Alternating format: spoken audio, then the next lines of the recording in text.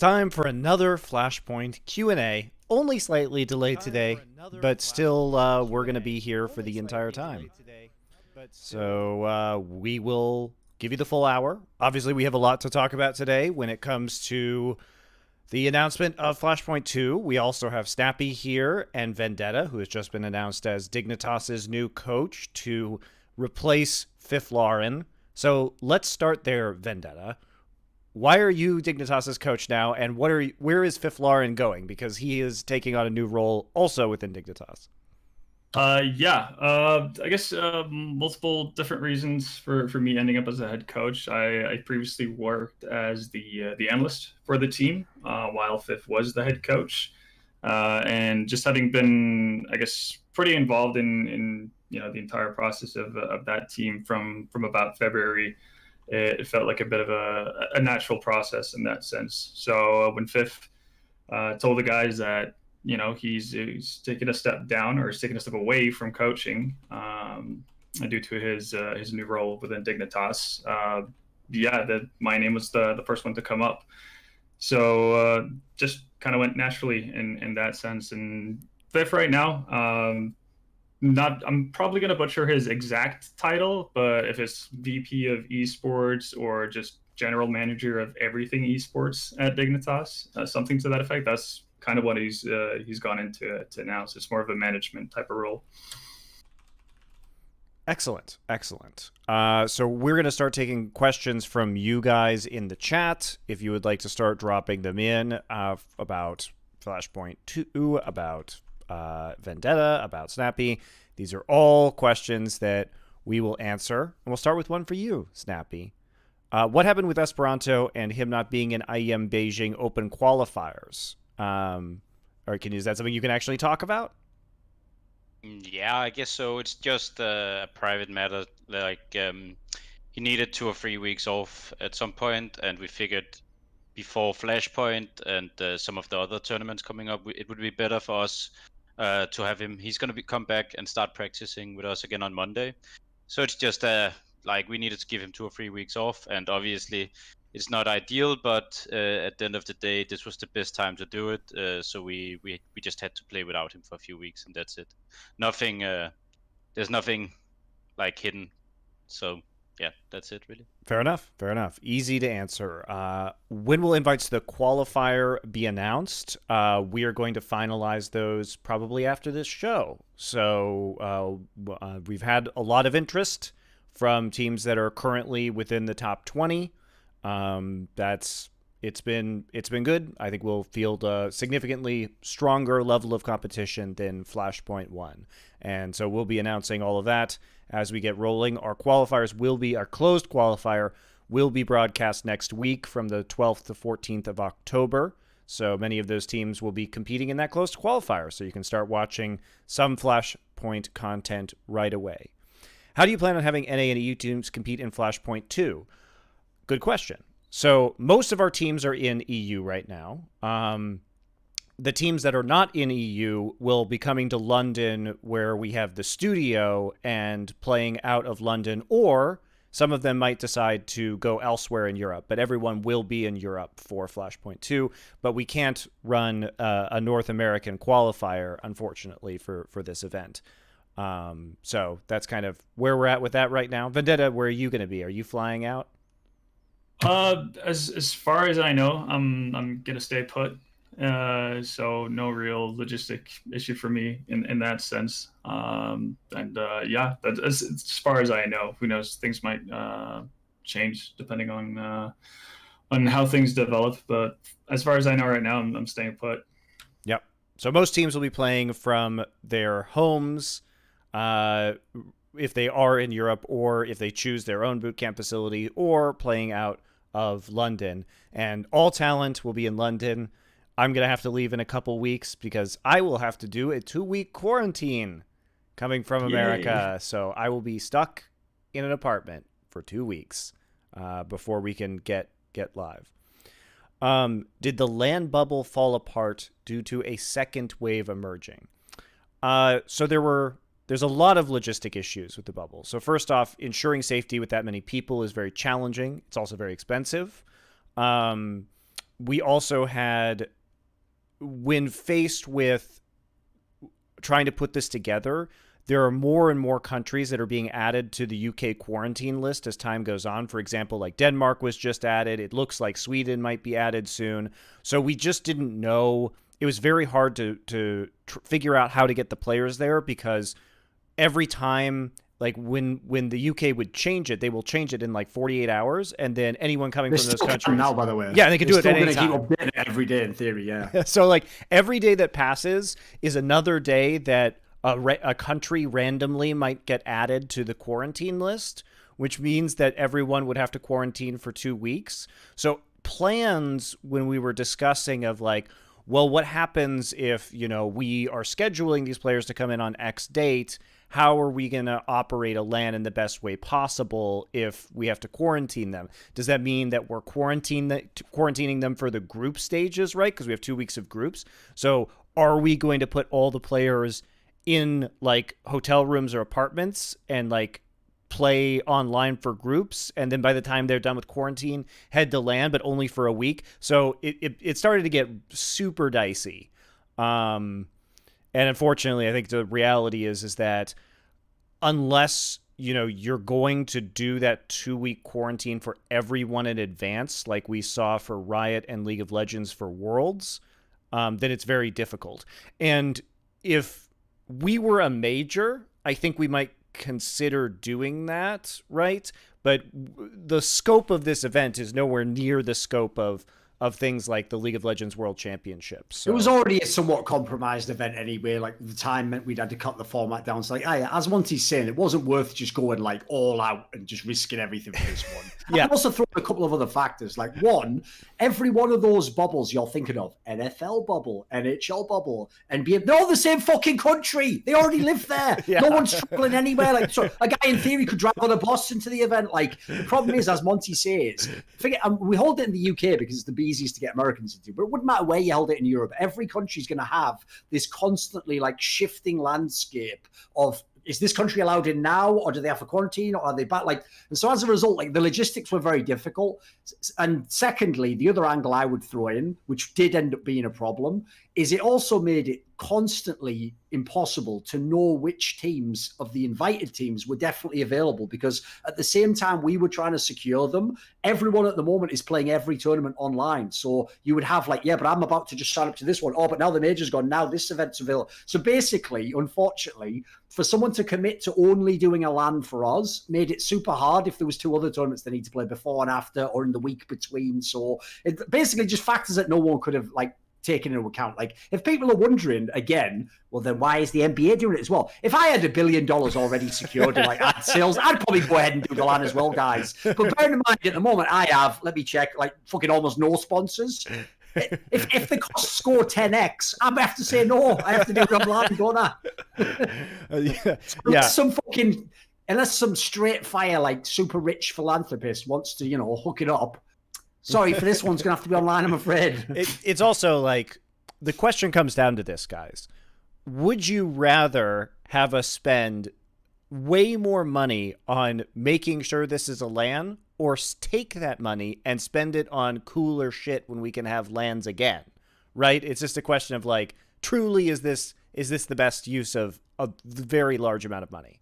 So yeah, I think like time wise as well, considering it like everything got messed up like timeline wise because of the major getting canceled. Everybody's all of a sudden like, well, where the fuck do we stand, and like what do we actually do from this point on?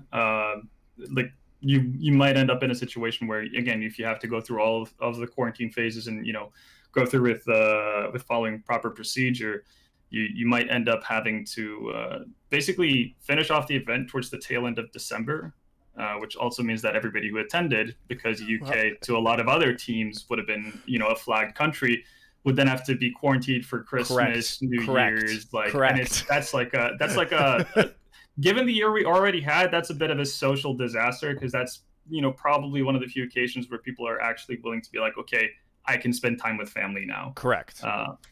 Yeah, that was also the another issue that we encountered, which is like, okay, so we're done on the 6th of December, which means if you go back on the 7th, you're in quarantine back in your home country until the 21st, and that just kind of ruins people's holidays. So it Which was. I would like to do, ironically, not on purpose. You know, we address a different show. I am the Grinch. Every show must contain a Grinch reference now. I guess that's where we're going with the Flashpoint Q&A. Well, in this case, the Grinch who stole our land is, in fact, the COVID-19 pandemic. And I don't think it's hard to grow. For trying their hardest as well, though. But you guys, you got pipped, I'm afraid, by this one. It turns out there's actually a bigger... I was going to go with the edgy angle there, but there's something bigger ruining the world than just ESL for now. So, I'll let you off for now. For this year, you get a pass, ESL. Sorry. Next year, though, it's war again. I'm going to destroy you. So, Hawk said on a podcast yesterday things are trending worse in the UK. They are, but the thing about what we're doing is for the studio and for crew and talent, we're still doing a bubble, and we still are doing all the testing and everything, so we should be okay. Like, yes, you can't go out as much in the UK anymore, but we're not going to go out. We're just going to sit there inside this thing making Flashpoint. So sad thing about that is everyone already burned all those shit cliched jokes like when the pandemic began. You know, when everyone was doing all those jokes like, ha, staying in my room all day with no friends. Haha, I am a gamer / person who likes anime. Haha, that is my life. Like, you know, when everyone was like forcing those really obvious jokes. Well, if they hadn't have wasted all that like material, we could obviously do the joke now like, yeah, and you know, so now some of these players who are pro Counter-Strike players are going to have to stay in the same room for weeks at a time, just only playing Counter-Strike. And then some of them, the joke would be, they'd be like, what, there was some sort of quarantine or something? Like, oh shit, fuck. Like, that would be the joke, obviously, wouldn't it? But that takes skill to set up, you see. You need a fucking real man in there, not just some idiot with a fucking image macro. Which is what you actually call a meme, by the way, because a meme was actually a word before jokes. Christopher Dawkins, what's his name? Yeah, whatever his name is, Dawkins or whatever, made it up, didn't it? Okay, so let's talk about Floppy. So today it was annount that Floppy would be... The player, obviously. Yeah, that could go a lot of different ways. To be said, we don't have a new sponsor. We haven't got a little blue pill we're popping out for Anders at the beginning of the broadcast. You know, he means the player for Cloud9. You know, I'm not sure Anders has those. He has kids. You know, he's shown. I think he's demonstrated. In vitro. I'm just the sort of mentally ill person who might have just saved like a Coke can with his own semen in from 2001, just in case he ever needed it. I'm just saying. That's disgusting. It would be like a Anders thing to do. Wouldn't it? I don't disagree. Though. Might do that, you know? Snappi's very uncomfortable. All right, so Snappi, let's talk about Floppy the player. He's staying on with Cloud9. Give us your thoughts on Floppy and what this means for the C9 roster. He's their 4th announced player so far. I think it's a very good announcement, to be honest. I think all of the announcements so far have been good. I think I would even say that the biggest guy, like obviously Messi is the newest guy, but I think he is good enough from what I've seen. We also considered him. I actually kind of wanted him, but at that point he already signed with Gamer Legion, and now he's obviously bought to Cloud9. So I think the lineup is really good. Voxy gets tested. I think Floppy's been the star of Cloud9, right? So he has also tested both on LAN and online in NA for a long time. I think the biggest question really is Alex, because I think Alex is really, from what I've seen, he's really skilled, and I really like the way Vitality played. But at the same time, Vitality is also the same as when he departed, kind of. So, like, I think it's really in his hands where that team is going to go, because the pieces they've had so far is all really good, all three in my opinion. Yeah, no, I'd kind of echo the same sentiment. One thing I'm a little bit curious of, and I didn't quite catch that fully in the statement that Henry made today, is whether or not he's going to be like a full-fledged member, or if he's going to be like the 6th player. No, on the no, he's a starting member, like he's a real member. Okay, yeah. All right. I think regardless, like he's a player that you know, the guys over in NA have been talking about for a long time. I know Sean Gears have been, you know, lauding him as the next big thing coming out of NA, and considering the fact that he's already in Cloud9, it seems like a bit of it could have been a potentially wasted opportunity for them to not just have him transition over to this new roster. And there's like no doubt that he brings a ton of skill to the team. For me, it's going to be more of a question how they actually manage the roles. But that's not necessarily down to, you know, how Floppy is of a player. That's, again, kind of what Snappi alluded to, whether or not Alex is suited to be the in-game leader for these guys. Where do you see Which him I think fitting he is, in? by the way, just to make that Yeah, clear. Okay. Where do you guys see him fitting in with the currently announced players? Because it seems like in Mezzi's case, he can probably be. I mean, he's a young enough player that he can probably be coached or shift to kind of fill you know, whatever role they need from him. And then you already have the IGL and you have Woxic opping. So where do you see Floppy fitting into this? That's probably the hardest question, because from what I've seen, like Messi seems to actually be taking some backseat roles on some maps, but apart from that, at least Alex, from what I've seen, he's playing a lot in the center of the map on CT as well. So I think like at least one of them, unless they get a support player in the end, or a player who's willing to take a backstep, is probably going to have to sacrifice some of his game and sacrifice some of his statistics in order to fit in. That's not necessarily a problem, but there's one of them that most likely will have to do it. And who it is, I don't know. I'll obviously I won't leak who the last potential fifth and sixth players are, and also it's not even certain. Like maybe they aren't all signed. I think actually when they sign them, it's pretty much almost when they make the announcement right after. There's not really much like downtime there. It's just that negotiations have been building the whole team. But what I will say is the names of the people who are coming in the last spot. Actually, like I think they might end up being more of like a supportive player type element. So personally, I actually hope with Floppy that like this team's like Floppy and Woxic is supposed to be the stars basically, and they give these guys the resources to potentially carry because they both got very high skill level. I also think, interestingly enough, that when I saw Floppy playing Cloud9, on some of the maps, because they were just a dreadful CT side team, he was like the best player on their team on CT side. So I actually think it wouldn't even be a problem if you had to make him like a small site anchor or something. It looked like he had to basically do that half the time anyway, because he was just like the only player you could rely on to do a 3K, you know. But actually, I do know that is one thing in line with when we had Henry on the show. People think he's just saying this for PR. It's actually real. The methodology he is describing is actually how they have built that team. They literally did sit down and think what types of roles and types of players they wanted. And then for each role, they had a short list of names. And if one had to be taken off the list, they put another one on there. And so the logic wasn't, right, oh, we can't get, I'll just throw in names they're obviously not getting. Oh, we can't get Nico, right?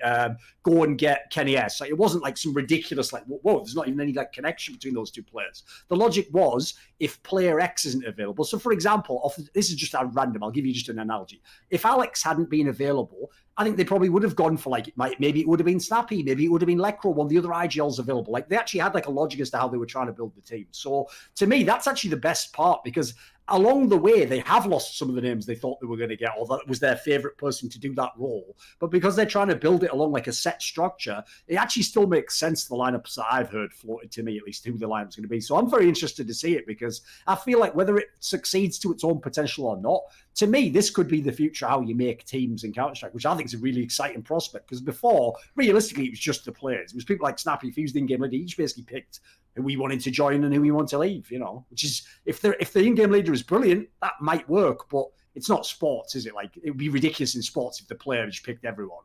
Yeah, but it's also like kind of the way that people has been recruited is basically a lot down to stats, and basically that would mean that oftentimes it would be 3 Orbers and 2 connector players on Mirage that would be recruited, because they obviously have the best baseline to get good statistics. So I mean, that's how it has been recruited, which is super stupid. But I mean, people don't understand the metrics of like in general. So yeah, that's just how it is. No, I'm with you, mate. I remember a team, I won't say which lineup it was, but there was a team I remember in history who recruited a bunch of players who on paper, listen, they were all good players. Like, they were all good names. And I was like, you are aware you've essentially just made a football team with like 5 left wingers there. Like, good luck. Like, even though they're all good players, like, they can't all play the position, can they? Come on. Is this a certain clan? Is this a certain clan you're referencing to? They certainly fit into that. By the way, that is one thing I always hated about watching FaZe Clan, even at their peak. It's like, do I really want to watch like Olafmeister have to be the fucking support player in a team? Like, is that really what I want Olafmeister to do? Like, I mean, it's cool he can do it, but it's not really the best use of his talents, is it? Do you want Olafmeister to be on Dignitas now, Duncan? Yeah, why not? I mean, first of all, listen, vENdetta knows who I am. they weren't a good team before, so there's nothing to lose. Secondly, I actually think, being more serious, if you put Olafmeister onto Dignitas or any team that isn't like the best team in the world, that would be essentially like what I just said then. The move is you'd make him a star player again. You'd build the team around him. You'd say, how do you want to play the game? Let's give you the resources. And I feel like when you're a player as great as they are, it's like old players when they were like great players in sports and they're not as good anymore, but they were a great player. They can still do a flashback every now and then. There'll still be that moment where some sick fucking running back like breaks free and does some amazing work. They're not going to do it all the time like in their prime. So that's what I kind of want from those guys. I actually am not a fan where they sort of like switch role and become just like the worst player on a good team to stay relevant. I kind of like the idea of just go down a level, be it tier 2, but be the star there. That's more fun to me. All right, so let's like Dignitas. That's the question, vENdetta. yeah. So let's talk about Dignitas. Let's talk about Dignitas because you gave the boot to old Get Right and you gave the boot to Exist, and so you're sitting there with 3 players. And by my mathematics, sir, in 1 month you will be playing in Flashpoint, and I expect you to have a full roster. So yeah, that's fair. That's fair. So let's discuss if in this theoretical team building scenario. Now you don't have to. Obviously, we're not asking you to spill or spill the players you're looking at or your strategy. I've been given the green light by Fiff here. So, but I do think it's an interesting conversation to talk about with Freiburg moving into the IGL role now. What kind of players do you think fit your roster? Like, how are you approaching, generally speaking, filling these 2 slots on Dignitas?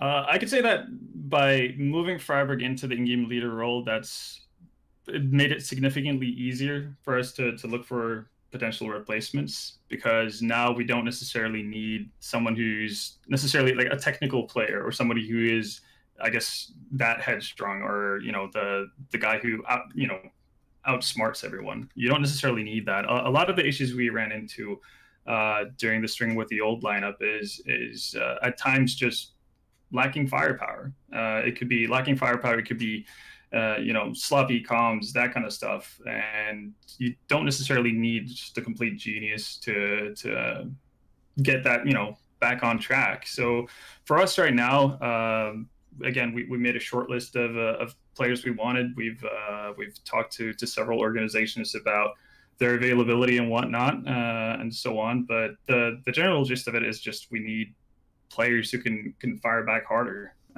which sounds very simplified, but at the end of the day, that's kind of the starting point as well.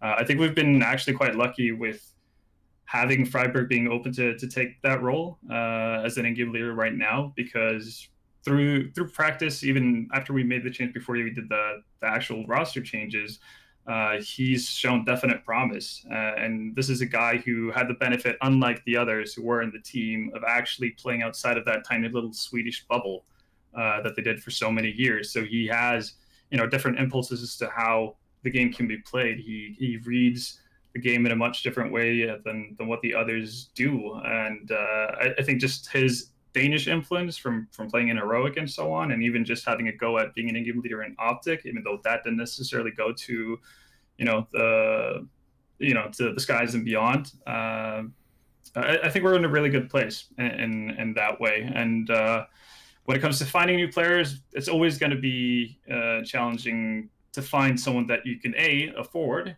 and 2, someone who's going to fit the roster. And that's something that's been tougher than I expected. Obviously, like when I was, I guess, at the helm way back when, you didn't have restricted contracts, so you could always try out players. It would literally just be a simple message on IRC, and you'd be like, "Hey, do you want to, come play a few games, and we'll see what happens." Now you kind of have to, throw 400,000 on the table for a buyout, and then just kind of cross your fingers and hope that this is going to work out, because you can't necessarily tell just right off the bat. For that way, you can't go like, yeah, actually, this doesn't fit me. This need player for 400,000. Can I get this back? And they're like, no, sorry, no refund, sir. Exactly. So we have to be pretty methodical and pretty meticulous about how we go about it.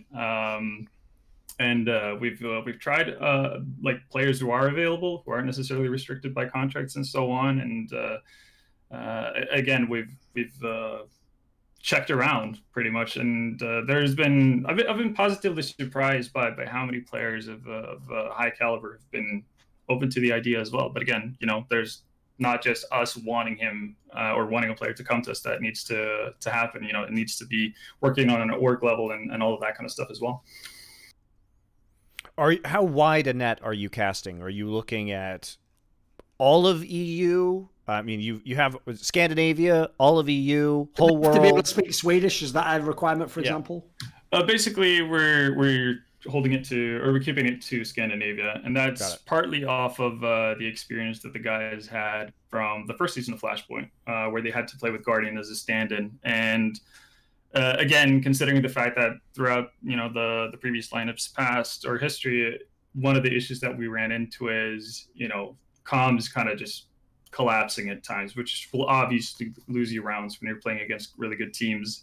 That makes that like the communication in English, if you're half a second too late or a little bit inaccurate with how you're actually calling out your information, that can have fatal flaws, and that can be a disaster to a team. So we didn't really want to go down that path once again, even though there's obviously tons of extremely talented players both in EU and NA that we'd love to have the skill set of, but again, like the communication of it all comes to a point where we have had such a bad experience in the past, and again, that's nothing against Guardian. It's just obviously limited practice time and all of that, to the point where we didn't want to again chance it, because even if you could potentially find a free agent who would fit the criteria, it's going to be like a very small amount of players who actually do that. So then you'd have to, again, shell out a lot of money for someone who you might find out 3 weeks in don't actually gel pretty well, or the communication is off, or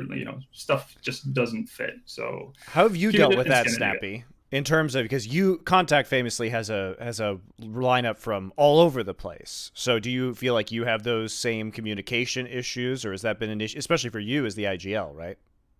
Yeah, there definitely were communication issues coming in, and that's also one of the reasons why we made some changes. Not necessarily because, there's two things to it. One of them was that the communications in the team are really bad. I don't really think that had anything to do with the language.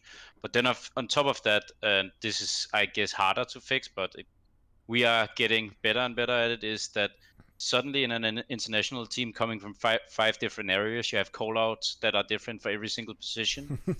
And that is actually sometimes the hardest, because I can sometimes catch myself freeze when I have to call out a position, because then normally in a team, like on A side Inferno, we would have 10 different callouts. Now I have 3. And then if he's to the left or to the right of that position, then I suddenly I can freeze passing on the information, because I literally don't know what to say. And that is probably the biggest area where I think international teams have issue. It can obviously be sorted, but you have to have at least 3 to probably 6 months, I would say, in a team before 7 maps are fixed, because then two or 3 players are remembering the spot name, and then 2 other players are calling it the old spot name they're used to, and then you have to go through it again and say, this is what it's called, this is what it's called. So yeah, that, and then on top of that, there's obviously some people that are worse at English. So I think honestly, for a Scandinavian team, I can't imagine there would be many issues speaking English, but I mean, for other countries, there definitely would be, I guess. Yeah, I mean, your team's pretty nuts, mate. The mixture of nationalities you've got in yours. Not least because, listen, your English is pretty good, obviously. Actually, it's funny because he comes to Lithuania. People, if they don't know Lithuanians, might think Esperanto. Esperanto has pretty good English, He's good at English. Fitting for his alias. But actually, the ones that I think are tough is this. It's one thing to talk English, but it's the fucking accents, mate. You have a Finnish guy, and you have one of those ones that has, you have one of those fucking guys that's is that English? Shit, my bad. You have to, retune the hearing, so... Yeah, but that's also one of the things, because Otto has good communication, but at the same time, I've talked about him, he sometimes have to change his tone, because his tone is always the same. Yeah, and I guess that's the normal thing to do in Finland. Yes. But like, if it's important information, I told him to basically sound more like a girl in a way, so that he makes sure that to make sure that the information gets through. But I think but like, it's not that he's bad at anything at communication. He's actually super solid. But like, I just like, it's just the tone of the voice. Right. That like, it's a minor improvement, but it's an improvement that can be made, obviously, right? But yeah, you're right. I guess Finnish people has a reputation for that. And then on top of that, we have Spinks now, who is also like, he also has good English, but like, his accent can be pretty thick at times, Right. which also makes it sometimes a bit harder to understand it. But like, when we are playing, it's not a problem. It's more if we're talking about more, I guess, advanced stuff outside of the server. I actually think, by the way, Monty, this is an interesting detail. The part that actually is the hardest isn't even just the English or the accent. It's actually what they reference there. It's all the call-outs, because the problem in Counter-Strike is everyone has a bazillion call-outs anyway, and unfortunately, a lot of them are actually just scene-based. Like, if in one country there was like a player who infamously hid behind a certain box and did like a highlight round, they'll always just call that like Olaf spot or something. Whereas like maybe every other country is like, what's Olaf got to do with it? Like, they just don't know what the reference is. Like, because the problem is, if it's just a name like that, it's not even connected to the sport. It's like, well, what fucking box is that? Like, Americans are the worst for that, by the way. They have some names that, like, to this day, I'm like, what does that even refer to? And I'll add on to that, because I mean, some of these spots, and I guess this might be more of an us issue, like a Dig issue, because we do have a bit of an older guard playing, is that you'll have call-outs of players who hasn't played since 2005. Yeah, there you go. So it's like, he's Gefon box. System of Inferno, exactly. Yeah. Yeah, like he's Gefon, and like literally everyone under the age of 25 is like, what is a Gefon? Like, they have no clue. Yeah, but I've been part of that, because I didn't play from like 2012 to 15. At least I didn't own a PC. I went to some LAN sometimes with friends and stuff. But I mean, when I came back, I wanted to have all the good old spot names, and I played with Glaive and Hunden when I came back, and they were obviously from Source, so they would have it completely different, and I would stick to, High By, that old Swedish guy, and like, I would have those kind of call-outs on maps, and they would suddenly have changed it. And they would have I haven't heard of this before, but I love the fact that in-game lingo in one title has generations to it. I think this is maybe the first time we've ever had that in an esport, right? Because no other esport's been around long enough to develop that. Essentially, now, even just playing the fucking game and trying to do a simple call-out makes you a dated boomer, where people are like, that's amazing. Like, give me a break. Like exactly. Like, you can't get around it, can you? And by the way, I won't give any references or names, but I was kind of alluding to it before. It's not just that they have different cultural meanings and stuff. It was the worst in 1.6. Dude, if you ever stood behind certain North American teams, some of the call-outs they had, I like edgy jokes, but like, these shouldn't be said in public when like there's fans and like fucking like investors watching. Like, some of the shit they were calling some of the spots is like, grow the fuck up, guys. No, but we had the same. We had that in Scandinavia as well. Some of them was not like, it shouldn't be in public. PC, put it that way. There we go. They were PC. I think so that no one takes the actual blame for this. What would be interesting is to anonymously collect the old callouts and just put it in an anonymous document online, so people can see it and understand, but no one actually has to take responsibility for the names. I think that's some of them were a bit dark. That's all I'm going to say. They were a bit too dark. So. I'd say probably like 2 to 3 call outs on every map in like 1.6 would be like way over the line. Like, put it this way, without actually revealing what they were, any spot where, for example, someone might shoot you just in the back for no reason, and someone like any of those had all the worst names ever, because you can imagine what people's reaction was when they got shot from that area. So that's what we need to say about that. Move on. Well, there you go. Actually, one thing that I've been a little bit curious about, like this is directed towards Snappi, because this is also one of the reasons why we wanted to, I guess, keep it Scandinavian, is not only just language barrier and whatever it may be, but also just like the culture difference, differentness inside of a team, just in terms of how the team works as how the dynamic is within the team, whether it be how, I guess, aggressive you can be at giving criticism, or how I guess, nonchalant or just non affected by stuff that's said around you. Like every it seems like every region in Europe has like a different way of accepting criticism or giving advice or whatever it may be that doesn't necessarily always mesh together as well. So I'm a little bit curious, considering that you pretty much have, from east to west, all of Europe in your team, like how that's been. Yeah, I think a lot of it comes down to personality. I was actually already back in April when Spinks got kicked. I wrote the admins that he shouldn't get kicked, and I've been pretty keen on him because I feel like his attitude and personality seemed to fit whatever team I was gonna be a part of really good. So I already knew that even though he is from, but I mean Israel, to be fair, is actually a pretty advanced country. But I already knew that personality-wise, he probably wouldn't be an issue for me to work with, which is also why I spoke highly about him, like for a long time. But I mean, yeah, there definitely is some things, but I don't think it's something you wouldn't experience in a Danish team, because, like, I think it comes down, like, even Danes, there's some that are very outspoken, there's some that are very, barely says a word. I think it's more down to personality than culture for the most part. I would say, at least it's my experience so far. All right, fair enough.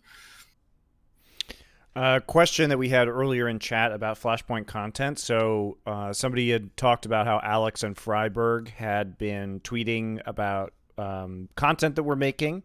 Yes, we are making content. As part of our partnership with Pinnacle, our sponsor, we have sent out camera crews locally to cover some players, including Alex and Freiberg.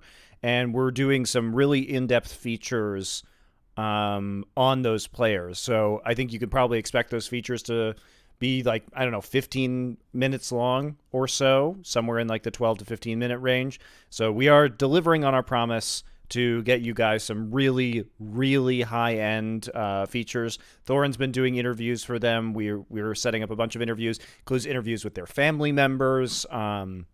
So kind of like the ones they used to do for the majors, basically. Think of something like that. Yeah, they'll be really good, guys. And the producer who's working on this is the features producer formerly of Riot. So if you've seen any of like the Drive videos that Riot did as part of League of Legends, it's that producer. So I think he's like the best in the industry at making this kind of content. So it'll be really cool. It'll be really cool. This is just one part of the content that we're making, by the way. And there were questions about a hype video. Yes, we are figuring out how to do a hype video right now. Odds are, think about it, the players will never be in one room. Yes. So it's not as easy as the past. Odds are we are going to animate one. That's what we're working on right now. So you can expect we're working with artists to make that happen. And that will probably be the hype video this time. So we're working on a fully animated one because we obviously cannot do a player photo shoot right now. So, and when he says animated, he just means as in like graphical element. Like that one of them isn't going to have huge anime titties. You're just thinking of that. Like we're not going that far. Like it's just there's no like super creative element like that. Right? It's still be normal. Although if we ever do like Flashpoint Japan, we will do a gender bent anime. Of course. Just for intro respect for their culture. Exactly. So, And I'll also go and sample used fucking schoolgirls' underwear or whatever they have in those fucking vending machines or whatever. I don't know. That actually would be some top tier Flashpoint content. You're telling me people wouldn't click on a YouTube video that says Thorin tries used schoolgirls' underwear vending machine? I'm pretty sure that gets LV clicking the fucking YouTube algorithm. 100%. Yes, it would. I can't argue with that. That would definitely be some Flashpoint-esque content. So whenever we do Flashpoint Japan, maybe that's what we'll commission next time. Is just famous Counter-Strike players as anime girls instead. Snappi, I know you want to change your Twitter profile to that, right? don't know about If they that. do it well, yeah, if they make it look cool. Maybe. Everybody gets to be Goku, right? Well, girl Goku. Here's a good question. Will Flashpoint ever create tournament documentaries similar to Dota 2's True Sight series? I think Dota actually does do some of the best like player feature and documentary features surrounding the international, and I don't know. The problem with those ones, though, like, because I'm thinking of that specific series, is the thing that people love about that one, Monty, is that it literally shows you like the players doing like the between the games, like fucking like tactical discussions and stuff. Like, I don't know that it shows it all, but it definitely shows them having like conversation. So, like, the problem is like, unsurprisingly, Valve, the literal game developer of the game, at the World Championship where they put all the fucking prize money, they can ask things of the players that are a lot harder for normal TOs in like games like ours to do. So maybe we could get it because we have like the actual teams involved, but that's the part that I feel like would be a hard sell, is because that's what makes that cool, is like it's like being behind the scenes that they do for like traditional sports, but that isn't as easy as you think. Like ESLs of the world have probably tried things that, and I'm sure a lot of teams have said no, unfortunately. Yeah, I would say in terms of odds of that succeeding, we're probably in the middle for the reason that you state. Like, could we do it with non-partner teams? No, but we could do it potentially with our partner teams, and they would be more likely to agree because they are invested in the project, whereas under normal circumstances, they're not invested in the tournament organizer in Counter-Strike. So I think it's great content, though. I'd love to do it. Yeah, of course. Are all matches going to be online? Yes, all matches are going to be online, guys. We're not going to have playoffs at LAN. So the problem is if we were to do the matches online, the group stage online, we would have to, for all teams that are participating in the playoffs, most of them would have to quarantine in the UK. So we would need 2 weeks of them sitting there before we could do a LAN match, which obviously we're not gonna make the teams suffer like that. Technically, you have to have a Steam account connected, so all matches are online. They just happen to have lower ping when they're based over in local area networks. So technically, haven't all whatever. I'm not going to go back. It's just backing it, so whatever. Who gives a fuck?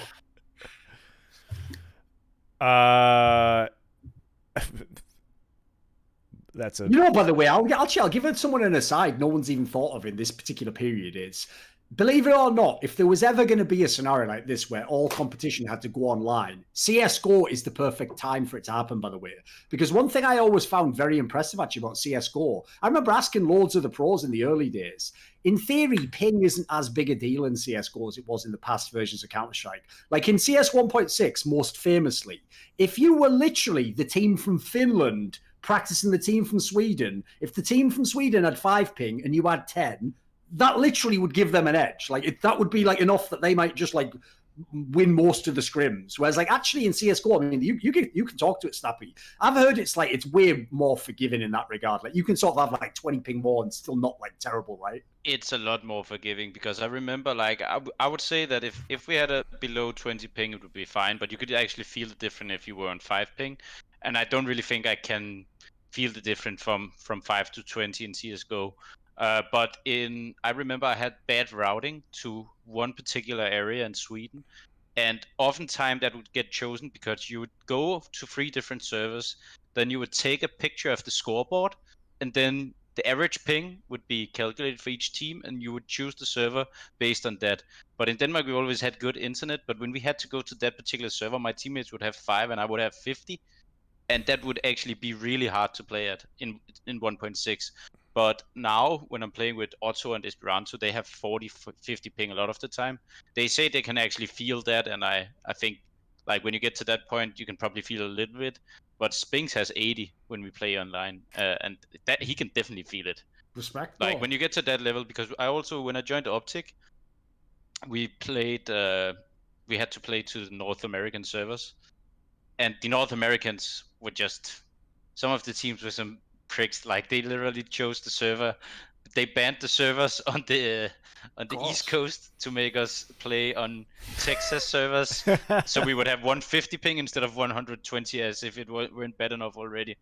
But yeah, that like when you get to that point, you can obviously feel it. But I would say below 30, 40 in CSGO, you probably won't feel much. But in CS 1.6, if you had above 20, you could definitely feel it. Put it this way, if we'd have had an online era in 1.6, Germany would have won fucking every major. It'd be ridiculous. Not least because they cheat, but put that to one side. I meant mainly the internet, but you know. Especially if they use Cly as a stand-in. Exactly. How will the plans for content be changing with the online setup? Actually, gets a lot harder. Yeah. It isn't as bad though, because we were already planning on not having access to the players prior to our group stage. Yes. So all of the content that we're working on now basically isn't changed. With the exception of the hype video, like I said, we've had to make some alterations to that plan. When it comes to our content, our week that we have in between groups and playoffs to make content, we have had to shift some stuff around there.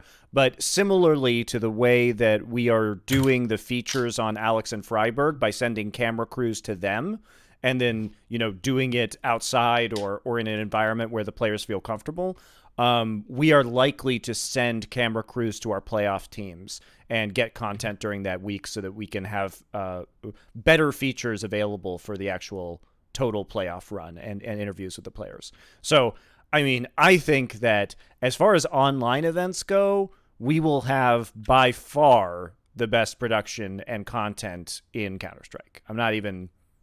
Also think a lot of our team will be present in London. Yes, that's true too. At least the majority.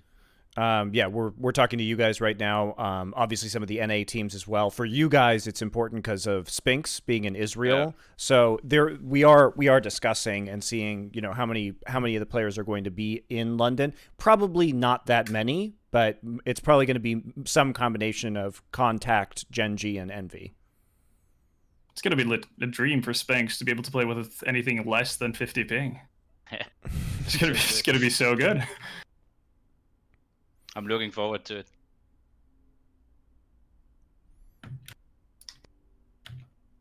it. There's a question here about the two Navi Youth and Navi Junior playing in the open qualifier and it being a potential conflict of interest, which is true. I'll look into that, guys, but obviously we're not going to, if there's a scenario where they have to play each other, somebody's going to have to forfeit in that instance. It's not my assumption would be we probably won't allow both teams to play in the qualifier. Forget even that angle, because the problem then is you can throw games, all sorts of shit. So as long as we know about it, we'll get rid of that. Put it this way, unlike other fucking TOs, which just sat around and waited for Valve to do something, the second that game was scheduled all the way back in, I think it was the Road to Rio or something, of MIBR versus Monty can confirm this. I went into the group chat that we have for League Operations in Slack and just said, we have to make sure this never happens in our tournament. You just can't. You got to get ahead of those problems is the issue. Right. And by the way, guys, we can't stop Navi from signing up to teams. They could put a different name or something. You know what I mean? It's an open bracket, but we'll take a look at it. So don't worry about it. Yeah, that's not cool. Any chance of mouse sports? Well, we're talking to a lot of teams right now, guys. We're talking to a lot of teams. Let's put it this way. We have $1 million prize pool. We don't necessarily have the hardest competition. So that has attracted certain teams that would like to play in our event. We did not cut our prize pool like other tournament organizers. So we will be having many teams that you like participate. Well, that's one thing that we can say, Monty. You know what? After all the fucking L's that we took this year, at the end of this year, we'll be able to say, me and you, in our first year as tournament organisers, we held the two biggest prize pool online tournaments in the history of Counter-Strike. There you go. Not bad. Not bad. Actually, not bad. Here, records. I wonder if this is the most money given out in online tournaments ever. It must be. In any game, 2 million in 1 year just for online events. Because everything else would have had an offline final or something, right? So I'm almost certain it must be for online play. Listen, there might be some stupid shit like World of Tanks or something. Maybe I don't know. But there's got to be some. I'm talking about real games, obviously, guys. I think I guess in total the Fortnite challenges, winter challenge, summer challenge might have had an accumulative price that's higher or something like that, but obviously that's the LAN finals though, didn't it? Hmm. Yeah, like for work, yeah, but like they gave out an insane amount of money just for qualifying as well. It's like, congrats, you made it through the bracket. It's just like this. It's the same as isn't international also partly qualified online? Yeah, some of it is. Yeah, so, but all the prize money. If you qualify for that, yeah. If you qualify, you don't go ninth. Yeah, I think it's just like you have to win one match at TI and then you're set for like. Isn't it 9 teams in each group and 8 of them progress? I think something to that effect. Yeah, but at least you have to win a game on LAN to kind of claim some of that. True. Obviously, the joke is like you just know that fucking Xantares and Calyx are probably just like wistfully messaging each other, like, "Brother, why did we ever split up? This could have been our year. Like, dude, these guys could have just stacked up like $5 million or something. It would be fucking insane." Space Soldiers come back. Also, you know what? I'm just going to say it because I'm a real guy and I've actually been in Counter-Strike long enough that I have the stripes that I can say this. Russians, we've had to put up with you fucking up qualifiers for fucking 20 years in Counter-Strike. And then we find out some team like Hard Legion, just every coach just cheats constantly. Like, you're not helping yourselves, are you? Like, we already thought you were dodgy as fuck. Like, why are you going to go do that? Why are you going to have 3 coaches in a row that cheat? Like, for real? That one was ridiculous, mate. Like, the others were like, the other ones where people coming forwards like, oh, I'm so sorry, I cheated for 1 round and I will regret it to the end of my days. Then their team was like, all right, so he cheated. And they were like, what about the other coach? Yeah, he also cheated. And then their cheats were insane. They were just cheating. Maybe that was part of the application process for coaching. Yep. But you know the crazy thing, right? Like the guy got caught for what was it, Dream Eaters? That's the CEO of Hard Legion. Yes. So I guess it's a pretty like it's a requirement. Yeah, it's got to be part of the resume. It's pretty damn wild. Too funny. So question about why we even bothered to run Flashpoint 2 instead of just waiting. You can't win, can you? Do you guys want some fucking Flashpoint or not? Like, this is the way the Counter-Strike community is. Like, we will be giving away a free 100,000. What? Not 200,000? Like, I'm out. See you. You know, you guys have the time. I'm out. Like, what are you talking about? Why would you let him not run the tournament? Like, right. And by the way, guys, we're gonna run Flashpoint 3. It's not like we'll keep running Flashpoint.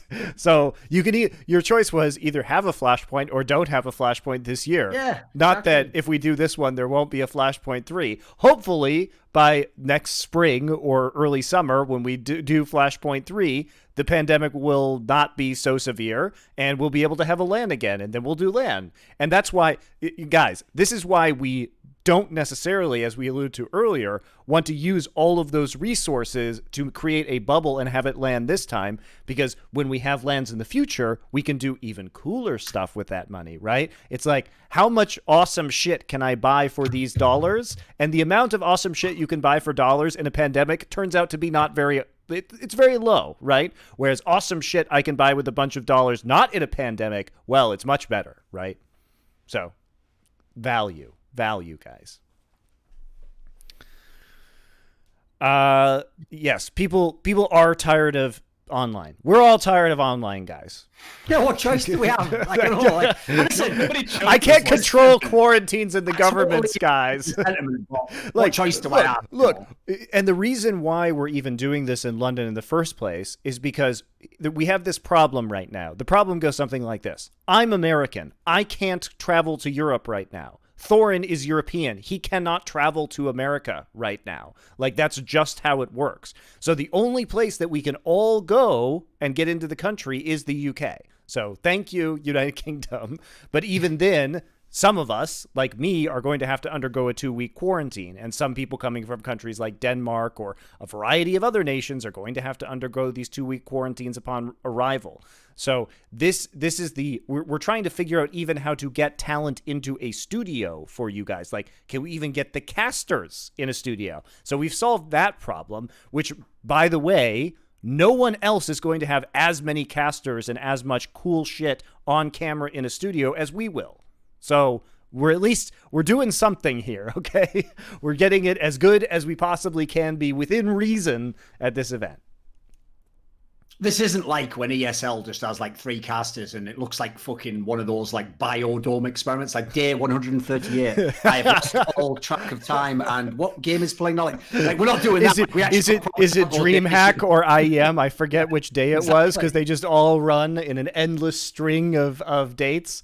Like, how many times do you think they've messed that up at this point in time? Where it's like Sunday night, they're like, and this is the final of ESL 1. And then the next day they're like, and today is the beginning of DreamHack. Like, how many times have they just accidentally called it the wrong name at this juncture? No differentiation, guys. Okay, let's see here. Dignitas have not signed players yet. We discussed that a little bit earlier. That's the part that does fail about this premise, right? When we set this premise up, vENdetta, of like it's a Q&A and we're going to be really transparent, people just took that way too far and they were like, all right, who do you want to have sex with then? It's like, well, give me a break. Like, we didn't make that transparent. We just meant like, we'll tell you what we're thinking and stuff. Like, all right then, if you want to be so transparent, go on then, tell me who they signed in the Cloud9. It's like, I can't do that either. Kind of like, we didn't mean you just, like, it's like AMAs. You know when people are like, well, it says ask me anything. It's like, yeah, technically it says ask me. It doesn't mean I have to answer.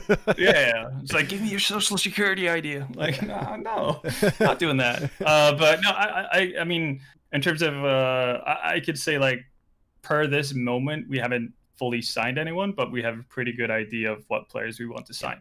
Yeah. I've got a question, vENdetta. Here's the question, right? I don't watch anything except Tier 1 CS. Yeah. And Flashpoint 1, whatever. You know, we all know the fucking jokes, yeah, whatever. But this is the question, right? So, for example, I'll totally honest, I've never seen that Mezzi guy play. Like, I've just never seen him at that level. Like, even when he joined, like, Endpoint or whatever, he wasn't in deep enough in tournaments to really see him. So, like, would I actually know any of the players who are probably going to be in the Dig lineup? Well, so here's the thing, right? Like, there's multiple different potential outcomes. Depending on how things pan out with various negotiations and whatnot. So, in one instance, absolutely, and in a different one, probably not. Okay. But one of the things I will say is that, and this is just again limited experience, but then again, I do watch a lot of like tier 15 CS just to kind of have a feel for what's going on and whatnot. When it comes to younger players these days, mechanically, they're just as good, if not better, than basically household names. Some of these guys are absolute beasts. Obviously, like understanding how to play pro Counter-Strike is a very different thing than just being good at clicking heads and whatnot. But you'll run into people who haven't necessarily taken the spotlight yet or blown anyone away because they haven't made it, far enough into a qualifier or close qualifier tournament, whatever, that will have, exceptional potential to become really, really good if given the opportunity, if they can have the chance to be somewhat molded. Because some of the most basic concepts of pro Counter-Strike isn't necessarily, hard to understand or hard to fathom. But obviously not everyone is going to be able to actually follow through on it. But you do run into these kind of players every now and again who's just been grinding out a million games on various pug services and honed that craft, and now they just need that little bit of input to get them going on the path to become a really successful Counter-Strike pro.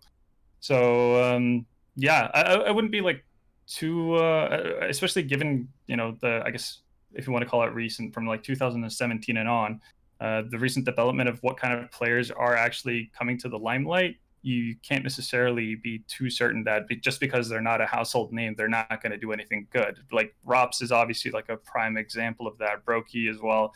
And I think people are going to see that with guys like Spinks and guys like Bemus and Mouse Sports too. The fact that once they're given the opportunity, even with limited experience and whatnot, they can do absolutely crazy stuff, and they can be a valuable asset to an extremely good team. So even if I wouldn't be necessarily too disappointed if you end up looking at the lineup and be like, I haven't heard of this player. I will just say that we're going to be making the choices we're making for a reason. Like it could be that we're actually choosing between someone who is more of a household name and someone who is a complete blank sheet of paper that people wouldn't have heard of. But knowing what we know, we feel more confident about that moving forward as a team.